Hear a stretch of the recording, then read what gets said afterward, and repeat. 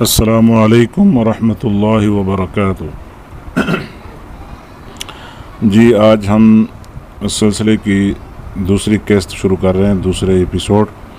تو جی اب ہم آتے ہیں، موضوع ہے قرب قیامت میں زمین سے نکلنے والے دابہ جانور سے متعلق امور۔ سوال: اس جانور کا نام اور کام کیا ہوگا؟ جواب: اس جانور کا نام جساسہ ہوگا۔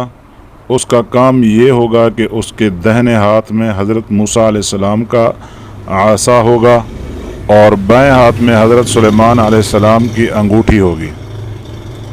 عصا کے ذریعے یہ مومن کی پیشانی پر سفید نشان لگائے گا جس سے مومن کا چہرہ چمکتا ہوگا، اور کافر کے ناک پر ایک سیاہ نقطہ لگائے گا جس سے اس کا کافر کا چہرہ سیاہ ہو جائے گا۔ دوسری روایت میں ہے کہ مومن کی پیشانی پر لکھ دے گا ہوا مومن، اور کافر کی پیشانی پر لکھ دے گا ہوا کافر۔ اس کے بعد کہے گا اے فلاں تو جنتی ہے، اے فلاں تو دوزخی ہے۔ یہ جانور لوگوں سے بات چیت کرے گا۔ قذافی البیاضوی میں درج البیان میں ہے۔ سوال: اس جانور کا قد کتنا ہوگا اور یہ کہاں سے نکلے گا؟ جواب: اس کا قد 60 ہاتھ ہوگا۔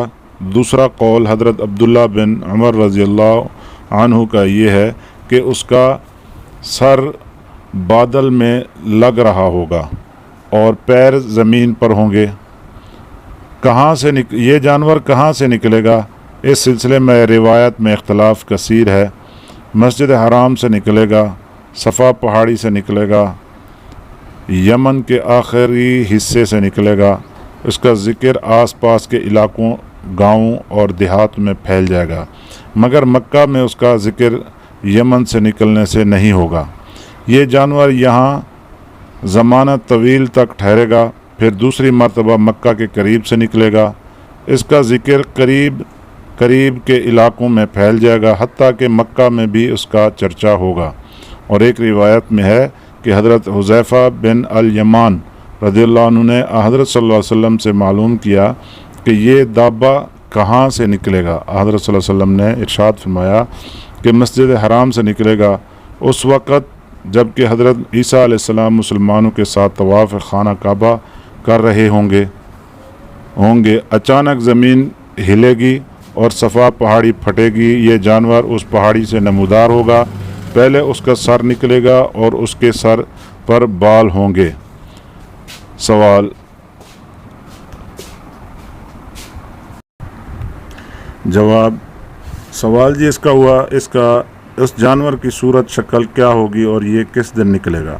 جواب: حضرت عبداللہ بن زبیر رضی اللہ عنہ سے مروی ہے کہ اس کا حلیہ ہوگا کہ سربیل کے سر جیسا، آنکھیں خنزیر کی آنکھوں کی طرح، کان ہاتھی کے کانوں کی طرح، سینگ 12 سینگا ہرن کے سینگوں جیسے، سینہ شیر کے سینے کی طرح، رنگ چیتے کے رنگ کے مشابہ، کوکھ بلی کی کوکھ کی طرح، دم پونچھ مینڈھے کی دم کی طرح، بیضہ اونٹ کے پاؤں کے مثل ہوں گے، اور اس کے بدن کے اعضاء کے جوڑوں کے درمیان 12 ہاتھ کا فاصلہ ہوگا۔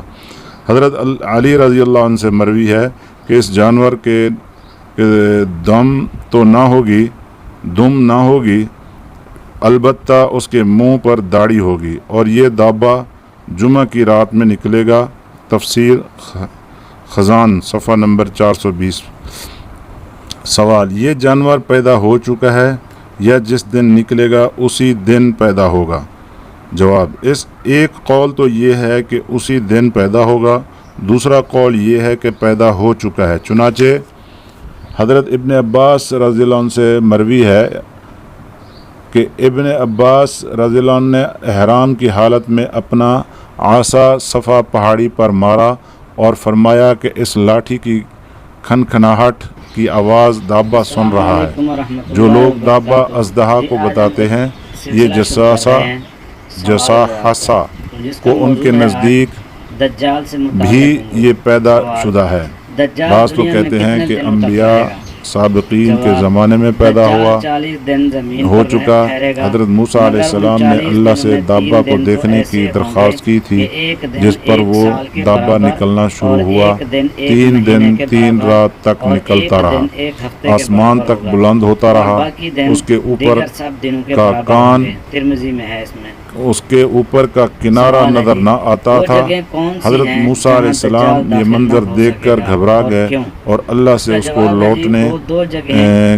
لوٹانے کی درخواست کی۔ اللہ تعالیٰ نے اس کو لوٹا دیا۔ تو یہ جی آج ہمارا تھا اس کے قرب قیامت میں زمین سے نکلنے والے دابہ جانور سے متعلق امور۔ انشاءاللہ کل ہم نیکسٹ جو ہے تیسرے ایپیسوڈ میں عورتوں سے متعلق امور پر بات ہوگی انشاءاللہ۔ تو دعا ہے اللہ تعالیٰ ہمیں ان موذی جانوروں سے اور ان کے جیسے شر اور خرافات سے اللہ پاک ہمیں اپنی حفاظت میں رکھے۔ نمبر 2، دجال کی پیشانی